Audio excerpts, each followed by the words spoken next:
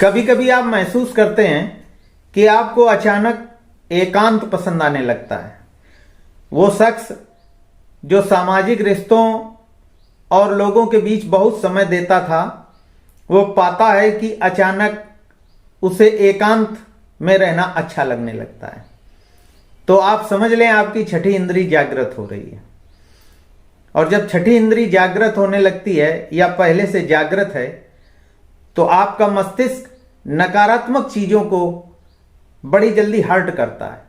आपके आसपास परिवेश में घटने वाली नकारात्मक चीजें आपको हर्ट करने लगती हैं और आप अकेले रहना पसंद करने लगते हैं। ज्यादा से ज्यादा समय अकेले बिताना चाहते हैं।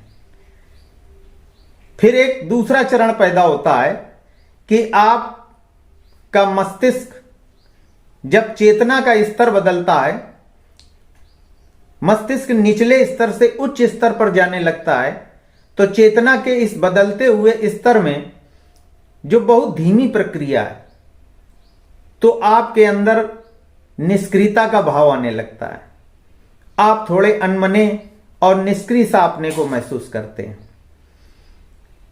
शरीर सारी अशुद्धियों को दूर करता है, तो आपको ऐसा भी महसूस होगा कि आप बहुत अच्छा सात्विक भोजन करते हैं, फिर भी आपका पेट खराब रहने लगता है। चेतना के स्तर पे जब आप ऊपर उठते हैं तो ये दूसरा चरण है। तीसरे चरण में आपको सिर दर्द, कंधे का दर्द, गर्दन का दर्द, जोड़ों में दर्द और थकान महसूस होगी। आपको ऐसा महसूस होगा कि आपका मूड आपके नियंत्रण से बाहर हो रहा है।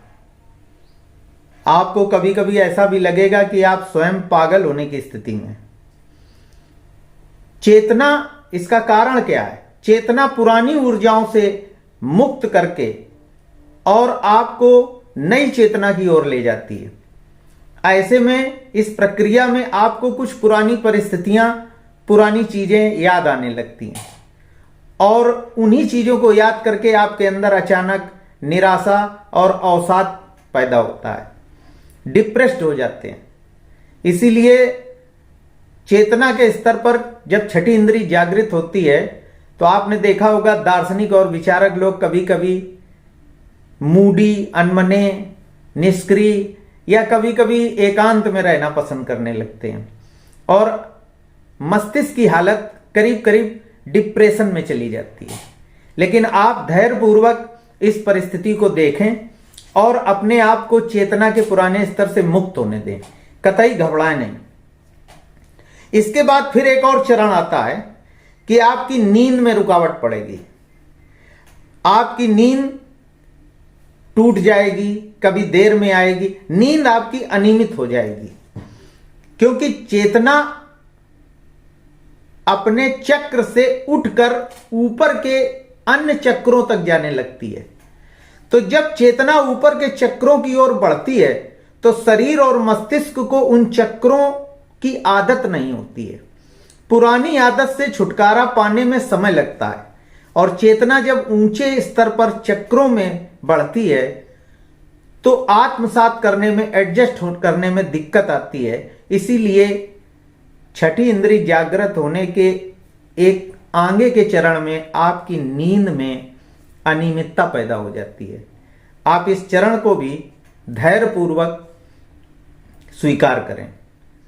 और जो पेट खराब होता है, शरीर चेतना द्वारा शरीर की विषाक्तता और शरीर की जो विषाक्तता है, अशुद्धियां हैं, उनको दूर करने लगता है।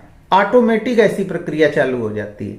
इसलिए बहुत अच्छा सात्विक भोजन करने पर भी आपका पेट खराब होने लगता है।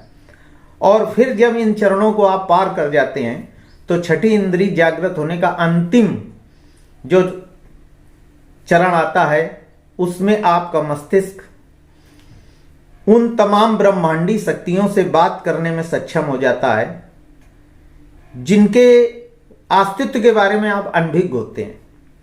और यह प्रक्रिया आपके लिए डरावनी भी हो सकती है, क्योंकि देवदूतों, आत्माओं, ब्रह्मांडी शक्तियों को आप महसूस करेंगे कि आपके आसपास हैं, आपसे मिलना चाहती हैं, आपको छूना चाहती हैं, आपसे बात करना चाहती हैं।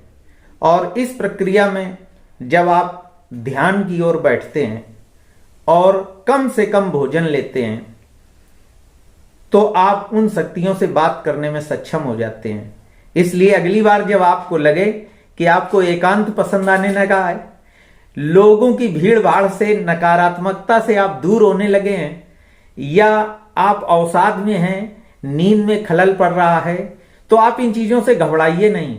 ये सारी चीजें आपकी छठी इंद्री जागृत करने की दिशा में आगे बढ़ रहे हैं आप। जय श्री राधे, मेरी शुभकामनाएं।